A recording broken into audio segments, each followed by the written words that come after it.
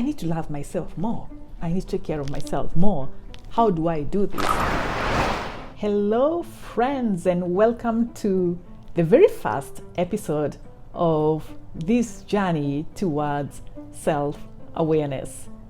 I'm very glad that you have found this channel, and I hope that it's gonna be of a lot of value to you, to getting to know yourself better, to working towards the inside, not the outward look of ourselves. And that is the motive of this journey that we have embarked on, is to get to know ourselves better. So jump on board, bring along a friend if you like, because like I said in my intro video, and if you haven't watched it, I'll link it and above somewhere, and you will be able to see it, to see why did I come up with this idea of sharing my knowledge and my thoughts, whatever I've learned along the journey of getting to know myself better, and why do I think that it is important to share this with the people who will find me on this channel, and to bring them along on this journey. This is a journey that gets better as you move forward. It is also a journey that never ends. It's an ongoing journey. I don't think we get to a point where we say we are so self-aware we no longer need to learn anything about ourselves. That's not true, because as human beings we change, sometimes forced by situations, circumstances, environment, and only when you know yourself deeply on the inside can you remain focused, can you remain grounded in spite of the environment that you're in. So welcome aboard.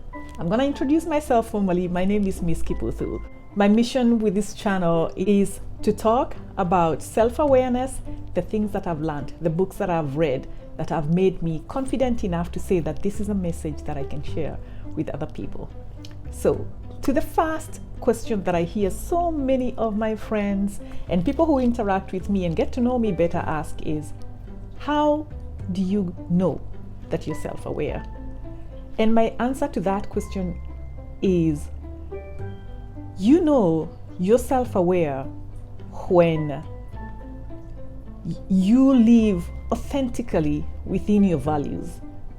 When if a movie was to be made of you and you got to watch it, you would say with confidence, that's me.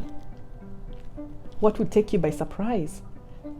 What do people say about you that you feel, that's not me? How would they even describe me that way? That's not how I see myself. That's not who I know myself to be. I always say that we know who we are. From the inside, we know who we are. The little person you were when you were younger, who was fearless, who was unintimidated, who was daring before life happened and we changed. We are trying to go on a journey to find that child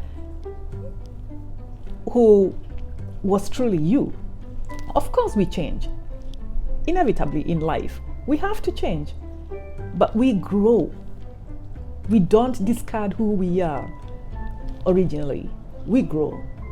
And we keep growing into better and better people. It's always said, like when you're trying to solve a problem, a personal problem, let me say, or any other problem actually, you peel the layers and try to find the core of that which you're trying to solve. This is very much the same. That is what the journey inward is all about. It is trying to know yourself from the inside. And because society, our communities, our environments have sort of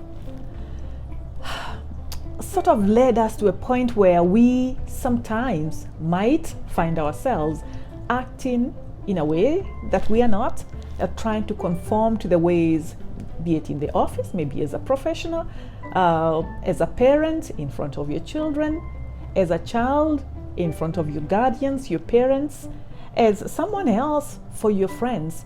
And you do not want to be a different person in different circumstances.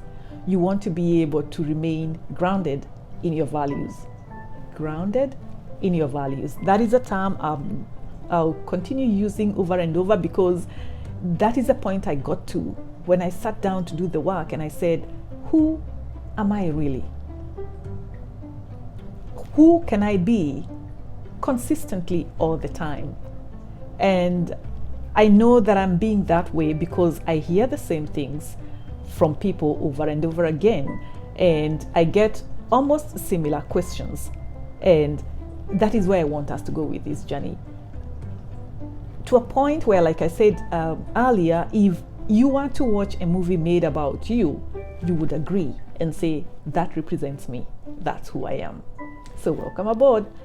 So the first question you might wonder would be, so where do I get started? When does someone start to get to be self-aware? We are always on this journey. Since you are little and curious, we have been on the journey of self-awareness. It is just like I said, in life, circumstances force us to be people or to act in a way that may not always be aligned with our values. And as we grow, as we discover ourselves, we are always trying to go back to what we believe to be true about ourselves. That is what anchors us to be the people that we are. So, for instance, you might be, an example, in an office and a colleague upsets you. Their actions, their words, something upsets you. Why do you get upset? What is it that? Is it just their words, or is it that those words might remind you of, say, a teacher when you were 10 years old who said something similar and you have always hated people who use those words? Or when you are a teenager and a group of teenagers being teenagers rejected you, and every time a certain situation is presented, it makes you feel the same way. You will never know these things until you take time to not critique yourself, but to look at yourself and like view yourself like a movie and ask, who am I? Who is that girl? Who is that gentleman? Actually, who is that boy inside me who sometimes throws tantrums? Who are they? What are they reacting to? And try to calm them down, trying to talk them out of that situation, or just try to listen to them, try to understand them, and in that way, just like you would with a child, your own or someone else's, you wouldn't brush them off. You'll want to give them a ear and to listen to them and to make them see things in a different perspective. We're going to sit ourselves down over and over and over through this journey until we understand ourselves. That is what this journey is all about. So I would say, as you get started on this journey, and I'll probably just ask you to do this one thing for the next few weeks, is get a pen and paper. And every day, spare 5 minutes, 5 to 15 minutes, I would say, but at the least 5 minutes to yourself. Taking time away from watching the news, the prime time news, taking 5 minutes all by yourself. You could be a young mom with kids and you're saying, where am I going to find time to do that? I have hardly any time to wear makeup, or if you do, or time to myself. That 5 minutes could be a walk around the block. Take time for yourself. Think things over. Then when you get back to a paper and pen, and I know that we all have gadgets, and I know that we are all texting and saving things on notes and whatever, but you can text it, like say if you're on transit and that's the only time you have, or you're thinking, or an idea comes to your head, yes, put it in your notes. But I want you to get a book, a notebook, a journal, a diary, whatever. It has a stack of papers, but dedicated for this exercise, which you're going to do for at the least 30 days. so that it becomes sort of a habit that you form, right? Journaling, when it comes to putting your thoughts and your ideas down, it is recommended highly by therapists. I'm not a therapist, but I have journaled for years. I don't know when I started these habits, probably as a teenager, and I stopped it somewhere along the way, but I always find a way to go back to that, and I find it very, very helpful. You might write some things down that you may not mean anything to you today, but a few months down the line from now, you'll be like, oh, those were my thoughts? That's what I thought about myself? How true or how untrue? Because we are on a self-discovery journey that will help us continue to live authentically as ourselves. So that's what I'm talking about. If you feel any resistance to writing, you can start with writing only 3 things, 1, 2, 3, that you love, you like, you admire, you acknowledge yourself for every day. 3 things. 3 things. Is that too much for you? Okay. 1 thing that made you proud of you today. 1 thing that you admired in someone else. And 1 thing that you were complimented for, or you gave someone else a compliment for. If you didn't do that today, look out for it tomorrow. As you do these practices, it's going to become very, very easy. It will be something that you look forward to doing. You will actually find yourself looking out to give someone a compliment because you're like, oh, I need to do this 1 thing today. And that someone could be you. The least devoted to person in thousands and millions of people is the self. You can only give to others what you have within you. It is like you cannot give what you don't have. And I know they say that about a topic that is love.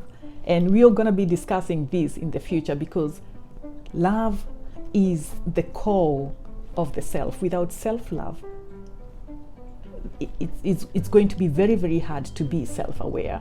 But where do we start? So I don't want to make this complex. I want to keep it simple because when I look back on how I got on this journey, it was of knowledge, knowing myself and being self-aware. I had to get to a point where I said, I need to love myself more. I need to take care of myself more. How do I do this? So until that desire within the self is created, you cannot do that. And that is why today I'm recommending journaling. It can take the form of gratitude, which is easier before it moves to something else. I'm only going to ask you to do 1 thing. Try not to write anything negative about yourself. Not yet. We will come back to that, but not yet. For the first 30 days of this journey, 30 days, try to write 3 things you appreciate about yourself.